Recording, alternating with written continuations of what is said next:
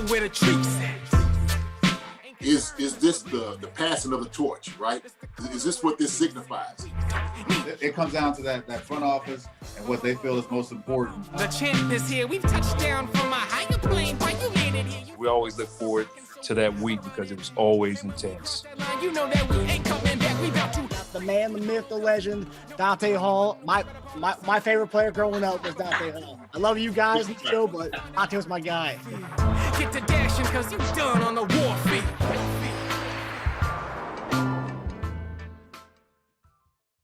This episode of Chief Concerns is brought to you by BetOnline.AG. Football might be over for this season, but basketball is in full steam for both pro and college hoops. From all the latest odds, totals, player performance props, to where the next fired coach is going to land, BetOnline is the #1 spot for all your sports betting needs. Head over to the website or use your mobile devices to sign up today and receive your 50% welcome bonus on your first deposit. Just use our promo code BELIEVE, that's BLEAV, to get started. And it's not just basketball. BetOnline is your source for hockey, boxing, and UFC odds. From sports right down to your favorite Vegas casino games, BetOnline is your #1 online wagering destination. BetOnline, the fastest and easiest way to wager on all your favorite sports and play your favorite games. BetOnline, where the game starts. Hey there, Marcus Dash here, co-host of Chief Concerns. At the conclusion of this episode, please make sure to like and subscribe to our podcast right here on YouTube. And for all you listeners out there, please be sure to give us a 5-star review on any of the platforms you use to listen to us. I want to thank you all for listening to us throughout the season, and we look forward to engaging with you all throughout the offseason. Enjoy the episode. Hey guys, welcome to another episode of Chief Concerns. I'm here with our host, former tight end Jason Dunn and former cornerback Eric Warfield. Eric, how you doing, buddy? First week into the new year. How you feeling, bud? Oh, I'm good. You know, a year older. Don't feel any older, but it's what it is. You have a good weekend of celebrations? I did. Play some good golf, man. Weather was amazing here. You know, don't hit it as far. I can't really play a whole 18, but I still enjoy it. Well, you say you can't play a whole 18? Man, my back is jacked up. Oh yeah. Man, do you what I would do is I would usually like take some Tylenol just ahead of time, you know what I'm saying, and just, you know, get ready, pre-medicate, I guess you would say, to get all that swelling out, man. Every time I would play like a tournament, you know, a scramble or something like that, I always like, look, let me go on pop a couple of these jokers, you know, because I already know what's coming. Yeah. So, it helped at times. Yeah. Is that one of those things, like, I mean, as you guys played football professionally, so it's like you guys have aches and pains all over a lot. I mean, it's one of those things where Tylenol can only do so much when you have like serious pain, like in your back. Basically, I mean, like I've got a major issue. You know, I've been having mine since 2000, I think, or 99, whatever it was when I started this. So there's days it's tolerable.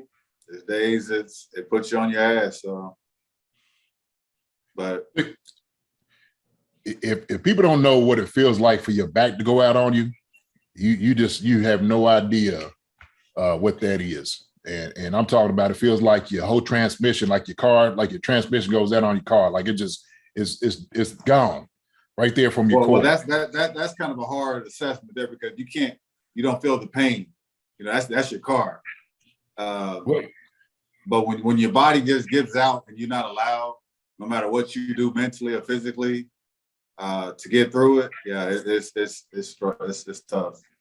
Yeah. Well, I was saying, like, you know, with your transmission, like you can't go nowhere, right? Like that's what I meant. Like, as soon as your transmission gone, you in bed, you are, you know, bent over. You know, and I've had the same thing, like with E, you know, just back pain. Ultimately, that's what really did it for me. But like what I try to do now, man, as much as possible, I try to do like at least supplement my diet with a lot of stuff like turmeric and stuff, like just anti-inflammatory, like foods and whatnot, as much as possible. That's what I try to do. I probably need to stretch a little bit more than what I do. You know, that's non-existent. I don't really stretch, maybe touch my toes to tie my shoe. That's about it, though. But I don't know, man. It was as much as you can do to alleviate it, but that's at golf. And as much as as much as you golf, I know, man, I know your back. Shoot. Yeah, so I don't play as much as y'all think I do. I play a lot according to how much you guys play. Because I know you guys don't play a whole lot. But I'm not out. Everybody thinks I'm like out every day, and it's like, no, that's not my lifestyle. And if I can get out 2 times a week, that's a good week. But okay. I try to get out once a week at least. All right. Okay. Yeah, I was thinking, man, you was out there on the course 2 or 3 times a week. Easy. No. Better put me in a wheelchair if I do that. Yeah, I hear you. How many holes do you hit? Like if you were to go out to play golf tomorrow, say 6, you go 9? Actually, we're playing tomorrow 18, but I'll see what I'm allowed to get through. I know around 13 it kicks in. But I don't know. I still enjoy it though. I was gonna say you had to love it, man. Y'all tell my language is different with these things, man. No, what you got? You still got Yeah, I got a couple more months with this stuff. What do you what is those? The Invisalign? Yep. Yep. But I was gonna say, were you trying to get into movies or something? What you doing, man? You know, I'm gonna go ahead and fix my grill. I'm gonna get it. I'll get them whitened after they're done. Okay. And I'm gonna hire me a personal trainer and see if I can get on The Bachelor. Are you for real? No, I'm lying.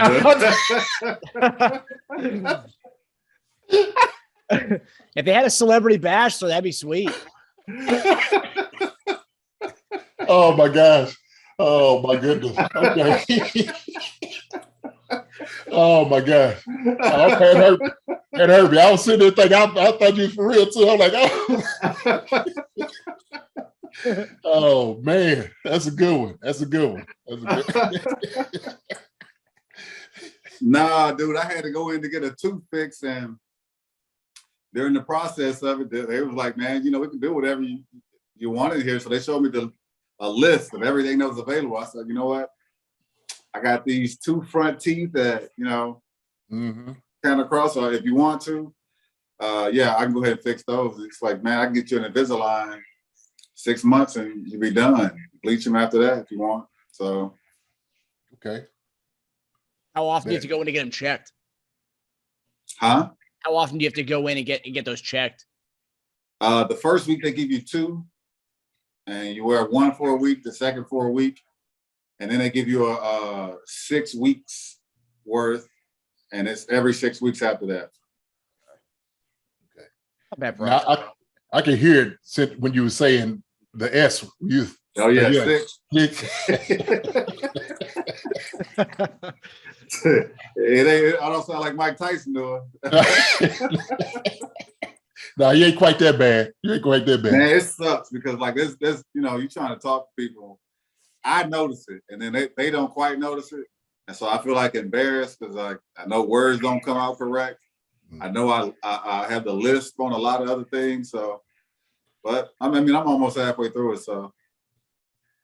Okay. Yeah. Because one of those things. So I'll send my application in for The Bachelor and see what happens. There you go. I was gonna say, man, go ahead and do it, man. Why not? Shoot, go ahead. A Celebrity Bachelor. That'd be that's a show that I haven't thought of that. That needs to be something. I'd like that. All right. So lots to get into this week on a variety of fronts. Free agency, trades, and then a little bit off the field stuff that happened this week. Just very interesting talk. But we're going to begin with kind of the blockbuster of the offseason so far. So yesterday, the Denver Broncos traded 2 firsts, 2 seconds, a 5th-round pick, Drew Lock, Noah Fant, and Shelby Harris to the Seahawks for Russell Wilson. Wilson now joins the Broncos, who went 7-10 last year, last in the AFC West, and a team that has been searching for their guy since Peyton Manning retired. So the question begs, with Wilson being added to the Broncos in the division with Justin Herbert and Derek Carr, How much pressure does this put on Brett Veach to fix our defense? I mean, adding Russell Wilson is definitely an asset to your team. You know, him alone and his statutes of what he's proven so far. Dude's a top 10, you know, even in a bad year for the team overall. So it definitely, you know, adds value to the team. For whatever Denver gave up, you know, to get him, I think it's worth it. But it's kind of irrelevant because, you know, he's a part of the team now. What we have to do is make sure that we've made the right improvements to our team to get better. And the thing that Denver hurt us with was their ground and pound. Those two running backs, you know, kind of ran through us. It wasn't much of what the quarterbacks could do. It was the run defense. And to add Russell Wilson and his passing ability to an offense like that, you know, that's a definite upgrade and something that, you know, Veach, Andy Reid, and then the rest of the staff will have to, you know, look at improving. You know, I don't know if we have the cap to go after a Bobby Wagner, and I saw he was released today. I think it saved them almost $17 million, and that'd be a big hit to us. You know, still, we don't know what's going to happen with, I think we're still up in the air with Tyrann Mathieu. So, but adding somebody like Bobby Wagner is a definite upgrade also to our defense. And but overall, yes, it does add a little pressure. But I think the offseason itself and then not achieving the Super Bowl adds pressure to what you need to upgrade with your team overall. You know, and I think we're trying to find ways now to ease up on the cap, to have money to address the issues that we need to address. So, man, you know what? I think, man, it just tells you that the division just got more challenging. No doubt about it. I mean, we're talking about it. And I know E said top 10. Shoot, I think arguably, man, probably top 5, to be honest with you, just with his level of talent. And so, well, I was just saying top 10, even on a bad year for the well, team. Yeah. So, no, he's yeah, definitely the top quarterback. Oh, yeah. And so, and I think that's what, you know, when you bring that type of talent over to, you know, the Broncos, what they already had, that's what they were looking for. They were looking for a quarterback. And then we're talking about a franchise quarterback that still has a lot of years still left in him. And he plays some really good ball. And if you place him around some guys, and you did a tremendous job in Seattle, you know, Veach got it. He has to address it. I mean, but Veach had to address it anyway, just because of what we had in the division to deal with. And then, of course, having to deal with it in the conference in itself. So now, like I said, it's just even more challenge to bring those guys in. And so with a guy like Russell Wilson, who is very like methodic in the way he's doing things, he manages the game well, doesn't really turn it over a ton. Very smart player, very, very high caliber quarterback. You know, Veach has got to say, look, you know what? We got to get some guys, get some pass rush, against him. Like he said, Bobby Wagner would be a great addition. We got to get some boys up front, man. We had to get some guys up front, definitely to stop him. And it's going to be a lot tougher. It's going to be a lot tougher. And so right now, just adding him, I think what the Broncos were 7-10 last year. I mean, you know, they without a doubt are being put into contenders. You know, no question about it. Now, look, I say this. Now, I like Noah Fant a lot in Denver. I don't know if they got the other tight end out there too. Was pretty good, but I don't think he's quite like Noah Fant. I think they might have to do something to kind of replace Noah Fant on offense with their tight end. But they got some receivers, no doubt about it. They got a running game. They got some guys who are going to be able to protect him. But Veach, if he's going in, I think everybody's kind of talking about it, and y'all could talk about this too. What do y'all think as far as what the Chiefs are looking for in the first round? So if we're looking for an edge pass rusher, I know we're talking about, you know, like you said, we don't quite know where Tyrann Mathieu is with this whole deal. I don't know. We got the money. I don't know if they want to sign him for the type of money he's asking for, and that's kind of probably the issue. It's been a lot of talk with those things going on. So, you know, we're talking about that. maybe addressing, you know, a safety. Definitely need, I think, another linebacker. We got a young linebacker core, but we need another guy, I think, with that, like a older guy, a general in the middle to kind of address those things since Hitchens not going to be there. So, you know, what do y'all think? What do y'all think as far as like, man, first round, what are we looking at? I don't know. You know, being in those rooms to figure out, you know, what we benefit from mostly, everybody on the outside is going to say defense. That's because that's mostly where, you know, we get the most inconsistent play at. You know, everybody's happy with what we have as a quarterback, as a tight end, and a you know, receiver. So I think that most of the criticism that we get for the team comes defensively.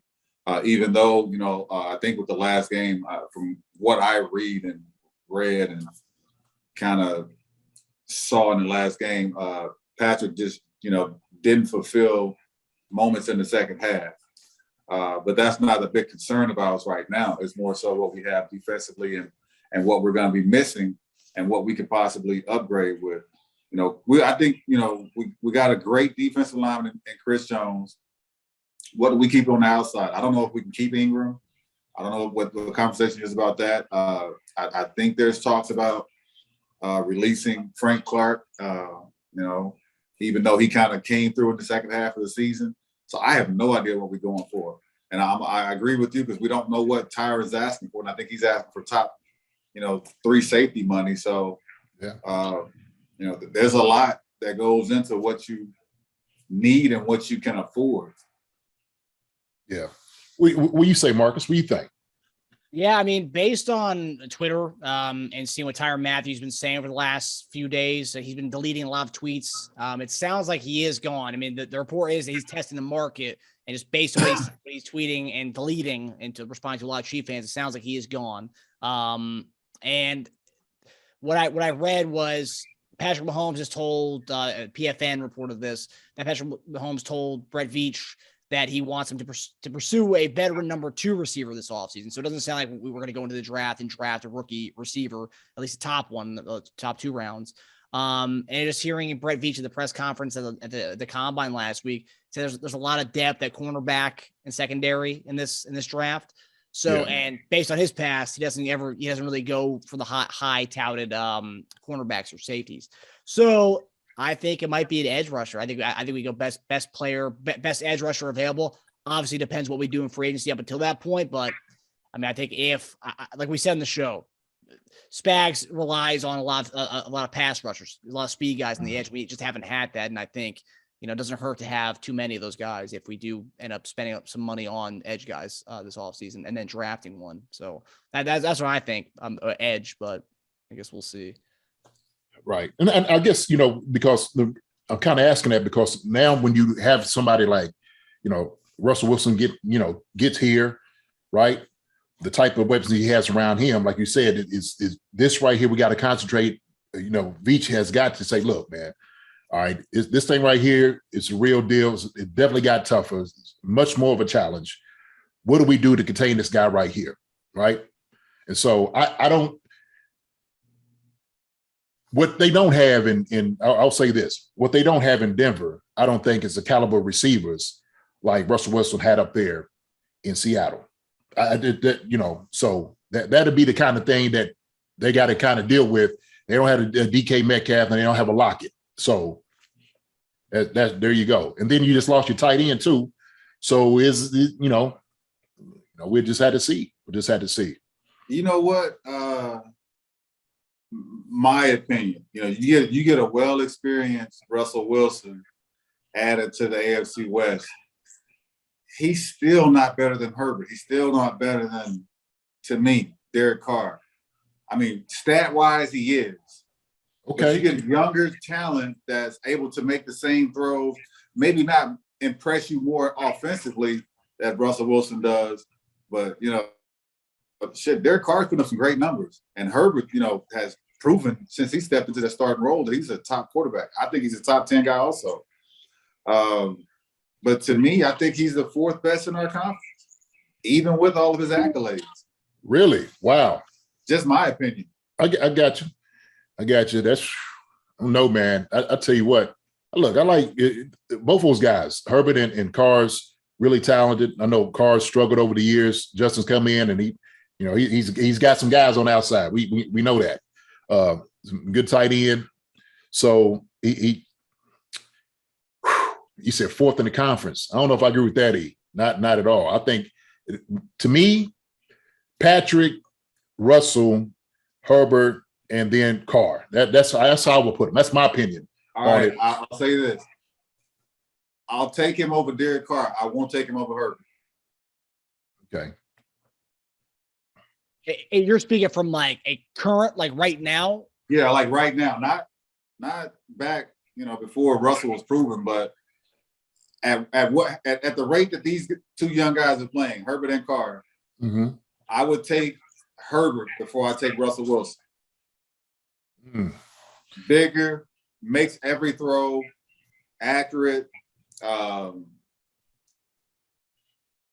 just like his build up, and take nothing from Russell. Right. That I just take Herbert over him. Now, Derek Carr, different situation. But yeah, for me as a GM, I take Herbert over Russell. It's a good argument. You could definitely argue the point for sure. I just know, man, with a guy with 9 Pro Bowls, Super Bowl.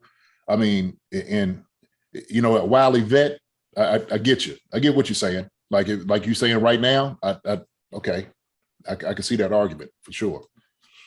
And trajectory-wise, if you look at Russell Wilson's last 2 years, I mean, you can say O-line issues in Seattle kind of plays into that a little bit, but last 2 years, the stats haven't really been, the Russ that we've known, someone brought up a good point on Twitter. If you look at the bottom half of offenses that allowed sacks last year, Broncos are right there with Seattle. So they do have some troubles to kind of fix on the O-line as far as pass protection. So that's something they're going to have to fix. And that's something that Russell's going from Seattle, which he had a big problem with them not addressing the offensive line. He's coming to Denver with a team that has pass protection issues. So that'll be interesting. Russell is really, really accurate. This is the thing with him that I kind of noticed. He's very accurate. He can make the short throws. He can make the long throws. He is a chunks guy too. He loves to go down the field. And that's what gets him, gives up a lot of sacks offensively because he wants to go for that big throw. They don't, kind of like us, we don't like throwing the slant when you can take that 4 or 5 yards and try to, let a receiver break something. We don't like those hitch routes. We want the chunks. And that's kind of where Patrick gets in trouble because, we've kind of designed those chunks. We still don't have slants thrown into our offense. We have crossing routes, short crossing routes. And if it's not a crossing route, it's a let Pat improvise and somebody scramble open, then we catch him down the field. But as far as like the 3-step drop, boom, we don't do those. We're a gimmicky team. And I think over the years, Russell has become that same quarterback. He's not that 3-step quick slant. He wants to jump. To me, just what I've seen. That's what a lot of DK Metcalf is catching. That's what a lot of Lockett's always catching something deep down the field. And a lot of the stuff with Russell is scrambling in the backfield, making plays. And yeah, he's, like I said, improvises and does well with it, but you still got to, be able to make those 3-step drops. And that's something we got to add to our offense. And I know I said this to you guys earlier, like, I don't know why we don't line Kelsey up outside one-on-one and throw a fade route or, try to take advantage, especially down in the red zone. I don't think there's a linebacker that can cover him. And they try to put safeties on him. He's too big for those guys. And we don't try to take advantage of that kind of stuff. Even the back shoulder throws, we don't even throw those. Like there's a lot within our offense that we stay away from. All this is going to change. You know that, right? Because we got Flash. Flash is here. He's here. He's here, baby. Flash is here. He is here. Yes, sir. All right. Yes. Hey, he's found a home. Hey, he's going to have a whole offseason to get everything right. I'm pushing for it. I'm going to see. So if they don't add that to the repertoire, seriously, put that in your bag of tricks, whatever it is, you got to. You got to put that all in your bag. So that's what I'm looking for. We get the other guy, the other receiver, but, that's true. Let's see what Flash can do. I mean, he seems excited. I mean, based on his tweets. He's excited. Shoot, he should be. Listen, Okay, look, that's a whole different topic discussion. But the man's happy to be here. I think he knows who's in the building. He gets to be in the building. He gets to come in, get his feet really wet the way he wants to, right, and dominate. Get some connection and some chemistry. Now he's got the whole kit and caboodle. So now the coordinators and all that could work with him. Andy, all of those could work with him. So, so use it for what it's worth. So that's where I look at it.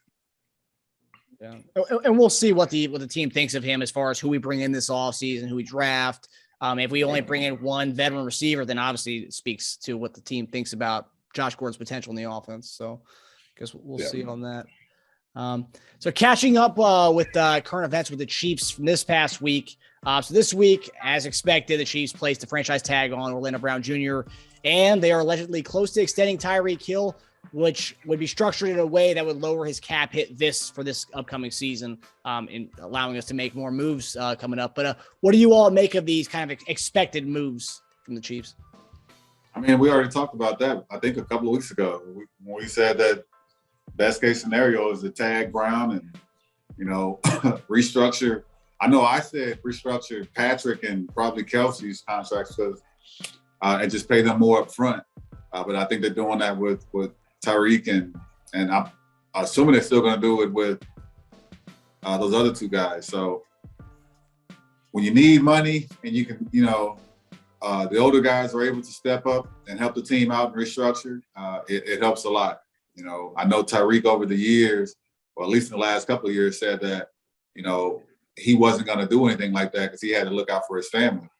And I think he understands more so that it's not to take money out of his pockets than to give it up front and restructure it that way. But still, I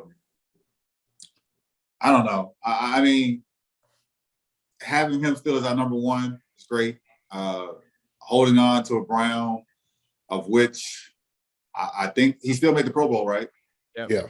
Mm-hmm. Didn't have the best year. I think it was more so of our offense just catching on fire midway through the season, which helped him out because the young guys stepped up, and I thought they played way better than what he did. Obviously, they didn't get the nod to play in the Pro Bowl, but I'm excited about the young talent that we have on the line. And, now it's just a matter of taking whatever money we can save from these restructured guys and tags to go ahead and upgrade the rest of the team. Yeah, to me, it was just, it was practical moves, right? I mean, honestly, that's what you do with Orlando Brown Jr. I mean, you had to go ahead and tag him up. That's your main guy on the offensive line to protect Patrick. And so, you invest in him for that year. That's buying you time. That's what you want to buy time as much as possible. But like he said, he's going to get better. I think, going from right to left was that transition in itself. It takes some time, because your body is geared toward doing things, a particular way. And I think he's going to get better. He's definitely going to get better. But I'm glad he's here. I'm glad we, went ahead and tagged him. And so that's good for us. Tyreek, man, look, this guy is a once in a lifetime kind of talent. And a guy like that, you can't let him walk out the building. I don't care. I'm just for real. That's the way I look at it. I think with him, what he can do offensively, he's such a weapon. I mean, and it doesn't look like he's going to slow down anytime soon. He's just now hitting his stride, man. He is absolutely playing, obliterating offense. He's so talented. Speed. I mean, he's just making. When I'm telling you, man, he's out there, man, like on a playground. He's making guys miss and just making them look silly. And I don't see anybody else in the league doing what he's doing. I just don't. And so when you got a guy like that, you got to make sure you're going to do everything possible to get that deal done. So, great hats off to them, making sure pushing and get this thing, figured out. But as long as you have a guy like him, Kelsey and Patrick, you're always going to be in that mix. That's the way I look at it offensively. So I don't care if you don't have anybody else around you. Those three guys in itself is going to, it's going to speak danger to any defense. So great getting it done. I'm looking for him to be here for years on.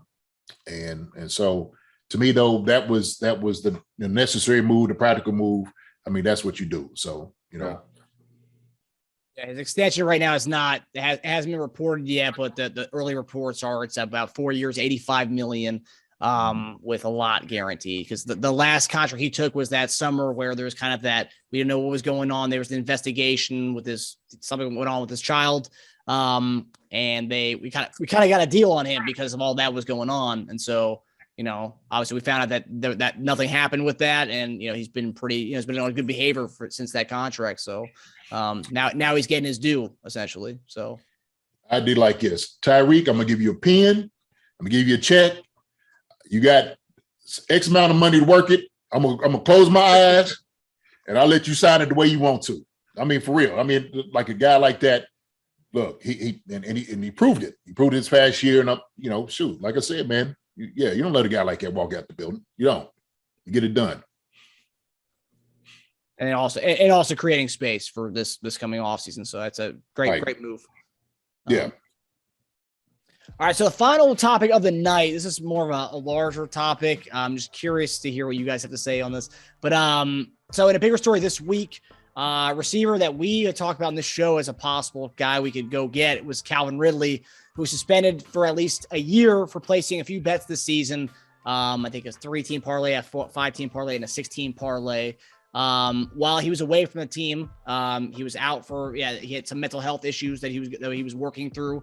He was contemplating retirement, but during that period, he placed bets while he was in Florida. What do you all think of this at least 1 year punishment for placing bets on the NFL? Well, I'll tell you what.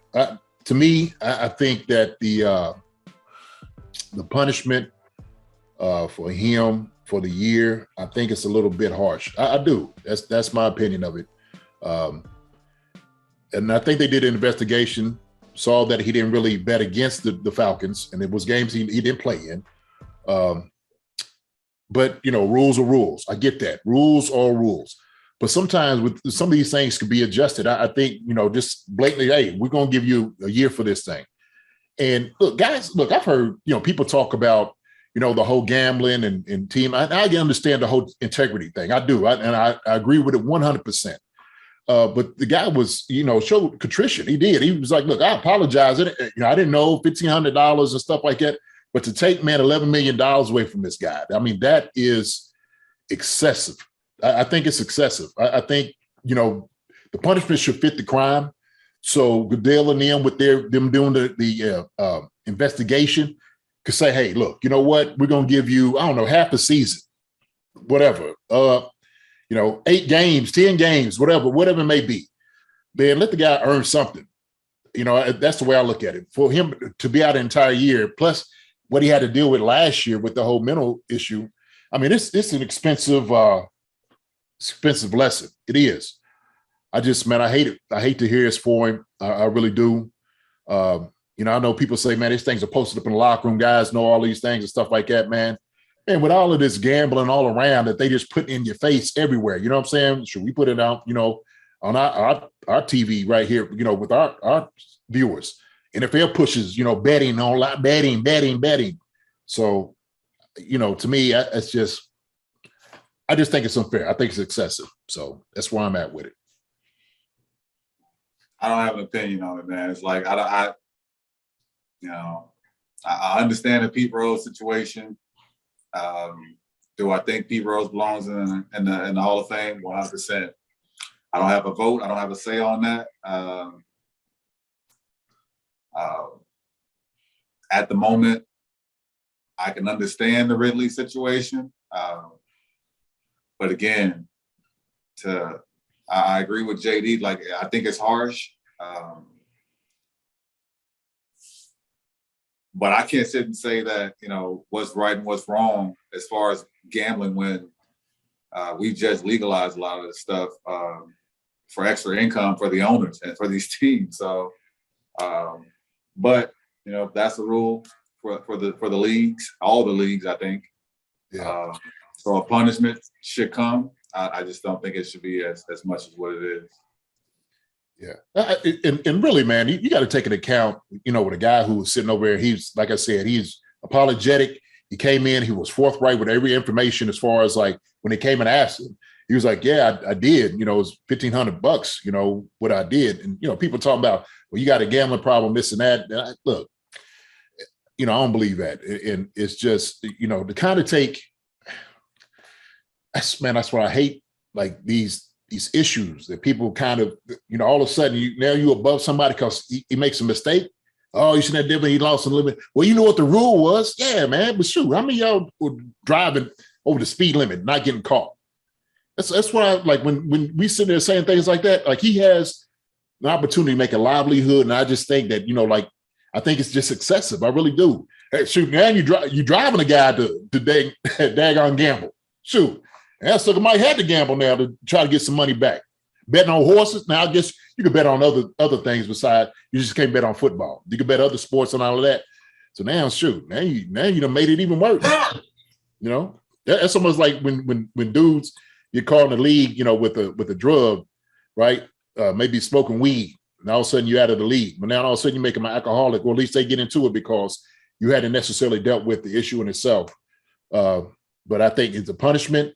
Hey, maybe get the guy some help. How about that? How about you put him in a program about betting so he understands it fully, you know, and then make sure that you're talking about these things constantly all the time.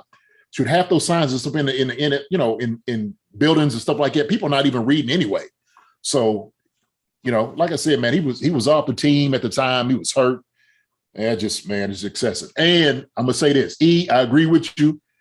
Hey, Charlie Hustle needs to be put in the Hall of Fame. Sorry, that's it. Pete Rose needs to be put in, period. The man did his due. He did his time, man. Come on, put Pete Rose in. Charlie Hustle. I mean, I think more so, I mean, I agree with you guys. I think it's a harsh punishment. I think they're just trying to make an example out of him because they don't want to be more excessive and get a player in the future doing this more excessively. But I saw a tweet yesterday that it's that we hold our NFL players. This just shows that we hold our NFL players to a higher standard than we do our politicians. And I know we don't talk politics on the show, but that politicians can buy and sell stocks with privileged insider information and nothing happens. But, you know, Cal really bets $1,500 on 3 different parlays and he gets suspended and he loses $11 million out of it. So it's like, I mean, it's kind of like a bizarre world that we're living in. Yeah, $1,500 is a lot different than, you know, insider trading and stocks, making millions. You know, that's criminal behavior, no doubt about it. I agree with you 100%. You know, so yeah. You know, that's the thing. He can bet on any other sport, like you said, JD. He can bet on any other sport: NBA, NHL, soccer, Russian ping pong if he wants to. He can bet on all that stuff. So I mean, there's other options for him. But yeah, hopefully. And the thing that I was watching First Take the other day. Stephen A. Smith made a good point. Is that he didn't want to play with his team. He wanted to be out of Atlanta. So now he's suspended. So now this whole year's done. So the next year he's got to give Atlanta one more season, and they'll probably trade him the following year. But it's just, you know, that one mistake leads to another year of having to go back to Atlanta and, you know, and deal with that. So expensive lesson, man. God, dog, damn. 11 mil, man. But all right, fellas, that does it for us. Thanks for tuning in to Chief Concerns presented by BetOnline. We'll see you next week, and we'll get into more off-season stuff. So we'll see you next week. Peace out, fellas. My brother.